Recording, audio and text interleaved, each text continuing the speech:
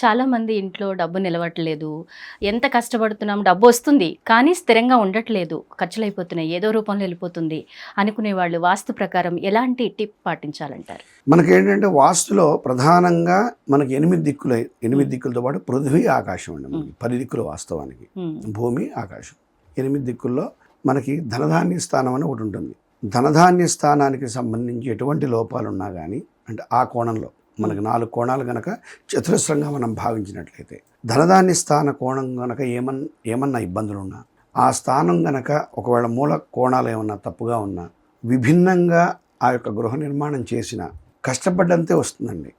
నేను ఆ వాస్తు చేసినంత మాత్రం నెలకు 10,000 సంపాదించేవాడు 50 లక్షలు సంపాదించడు. కానీ 10,000లోనే సంతోషాన్ని పొందగలుగుతాడు, అలాగే ఓ 1,000 రూపాయలు దాచుకోగలుగుతాడు అని చాలా చిన్న లాజిక్. అంతేగాని కుప్పలు తెప్పలుగా ఆదిశంకరాచార్యుల వారు కనకదారాస్తవం చేస్తే ఉసిరికాయలంత బంగారు నాణాలు పడ్డట్టుగా భమిడిపాటి రవికృష్ణ శర్మ గారు వెళ్ళి వాస్తు చేయంగానే మీకు నాణాలు ఏం కురవు. కాకపోతే మీరు సంపాదించే దాంట్లో సంతృప్తి ఒకటి, ఇబ్బందులు రాకపోవడం ఒకటి, అనవసర ఖర్చులు రాకపోవడం ఒకటి, మీకు మీ కష్టాన్ని అనుసరించి ఉన్న దాంట్లోనే ₹1 మిగలడం అనేది తప్పనిసరిగా జరగడానికి అవకాశం ఉంది అని మన రాశి కూడా ఇవ్వచ్చు.